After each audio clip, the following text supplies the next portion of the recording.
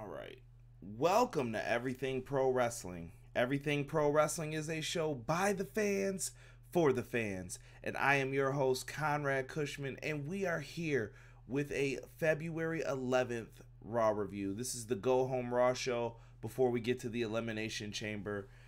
Do me a favor, guys. Make sure if you like the video, you click the like button. Also, if you guys want to give me a follow on Twitter, it's at EPW Show. I have Facebook groups. All that stuff's in the description box below. I'm not going to keep you here too long because this is like my third time recording this live, and I had some issues before, so I had to come back in and redo this. We're going to run through the show as quickly as possible. I know that's going to sound like I'm trying to rush through it, but there really wasn't a lot to this show, and I thought it was a kind of a shit show, if I must say so myself. Let's start from the top here real quick. We had Triple H and Stephanie come out in Grand Rapids, Michigan. They're out there, and they come out to discuss everything with Becky Lynch as far as Monday Night Raw goes, what they're doing, how everything else was happening.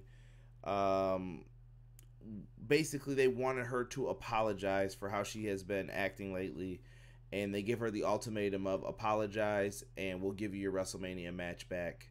Becky has time to think about it. Boom. That's the end of the first segment. What's going on, live chat? If you guys want to comment, please feel free. I know I got a lot of different things going on in here at the moment, but like I said, please feel free to comment. I apologize about the lateness with that. We had a what is it? 2 versus 2 versus 2 match. We had Sasha Banks and Bayley versus Nia Jax and Tamina versus Liv Morgan and Sarah Logan. This match was shit.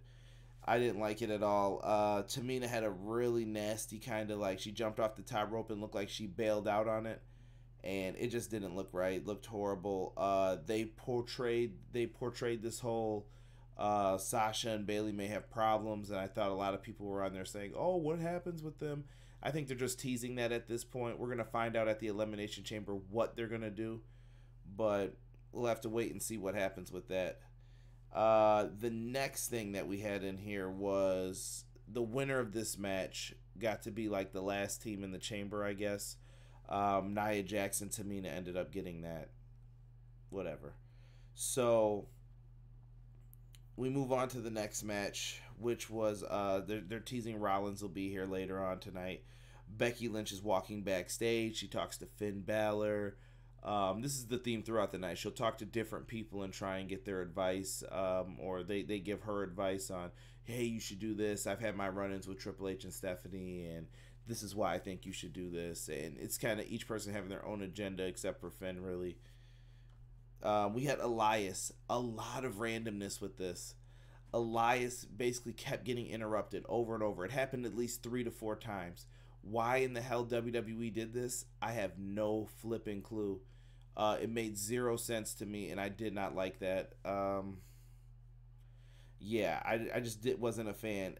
In the end, Elias tries to sing his song. He is then interrupted by the Lucha House Party. Kalisto actually played the guitar in this segment, did pretty well.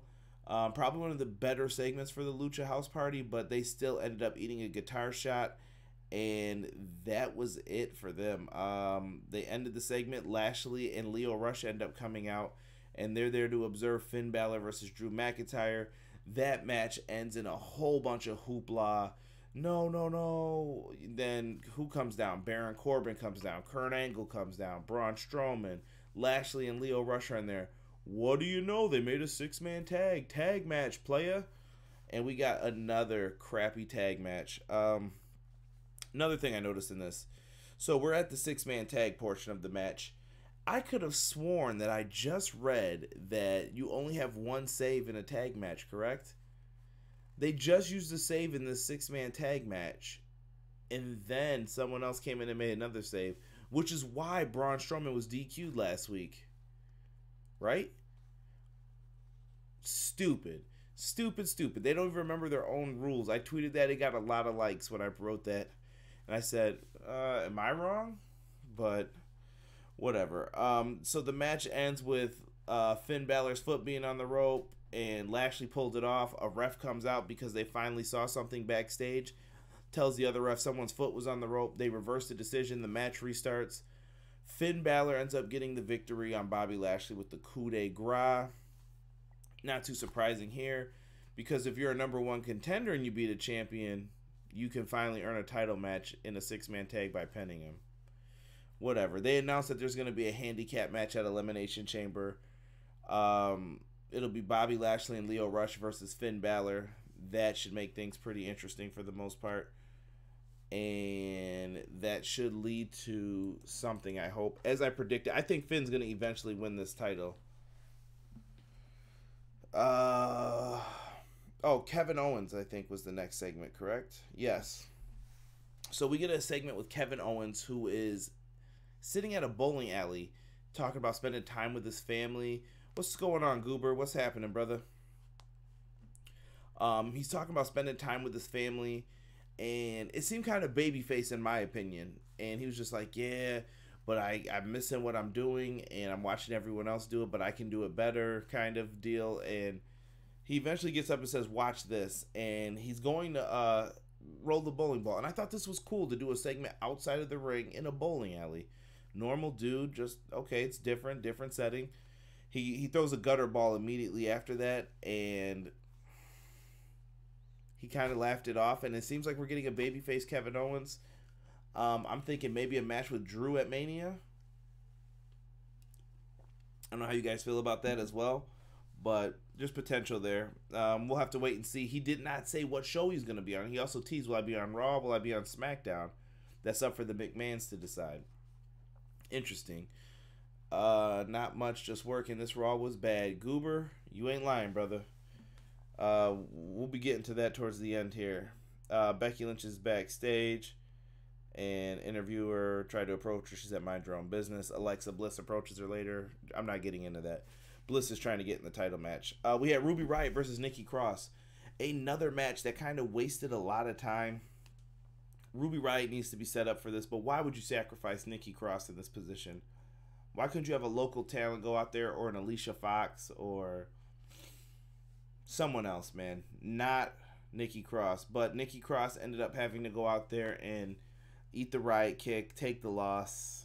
Sucked. Why did you call her up? There's no plan for her at all. You can clearly tell. Whatever, dude.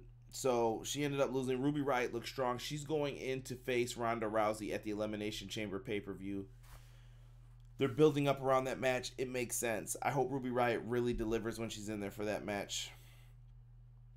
Paul Heyman's backstage. Him and Seth come out. They do the usual promo. Seth's the babyface. He's talking about Brock. He teased Brock coming out. Brock never comes out. Why? Because Paul Heyman's the shits, and that's exactly what he did.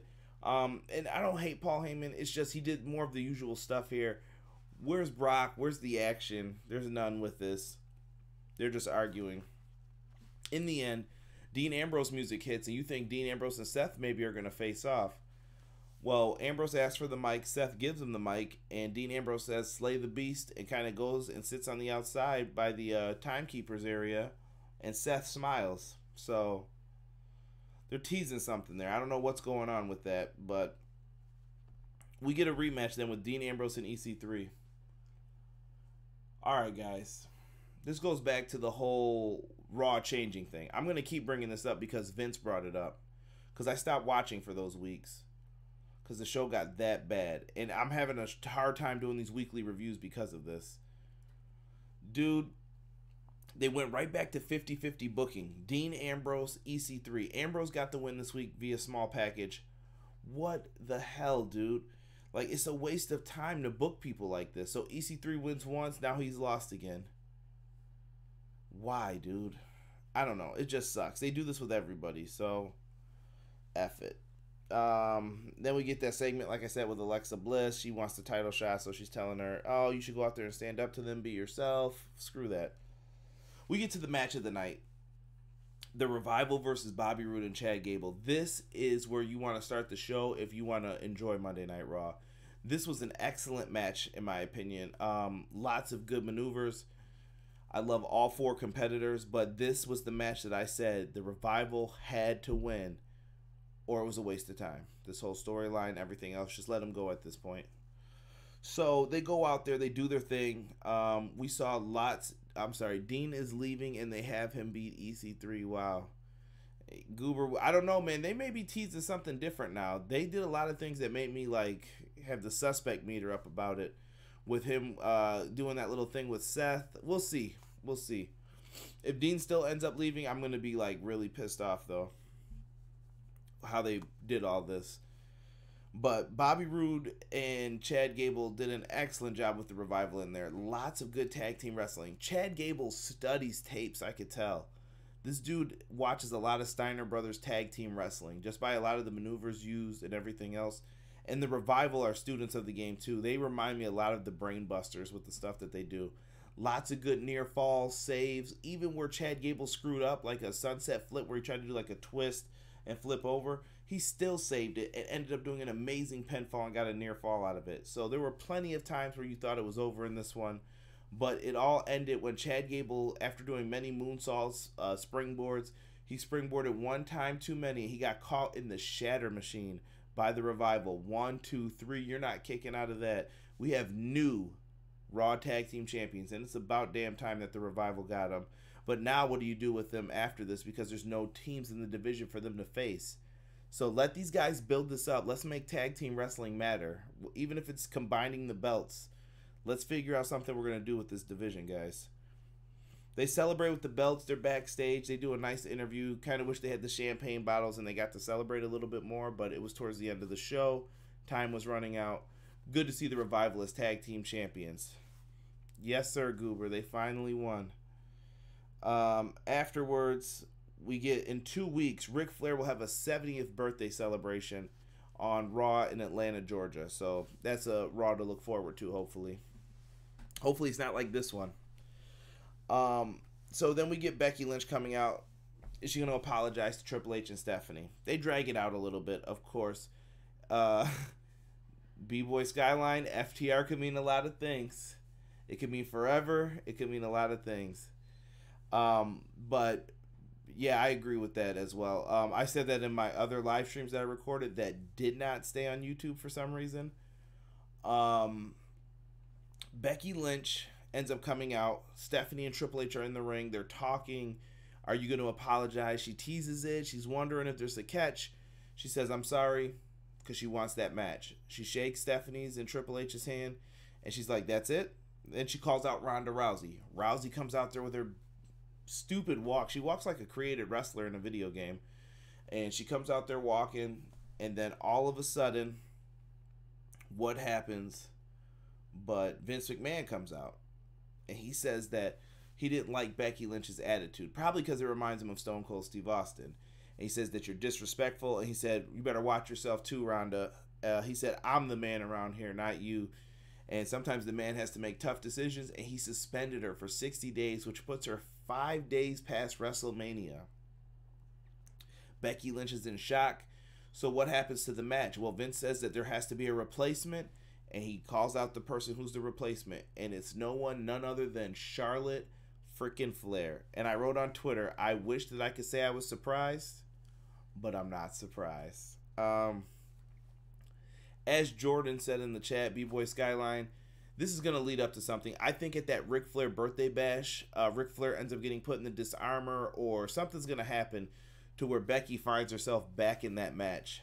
But how do they do it is the question. And hopefully they can make some interesting TV from all of this.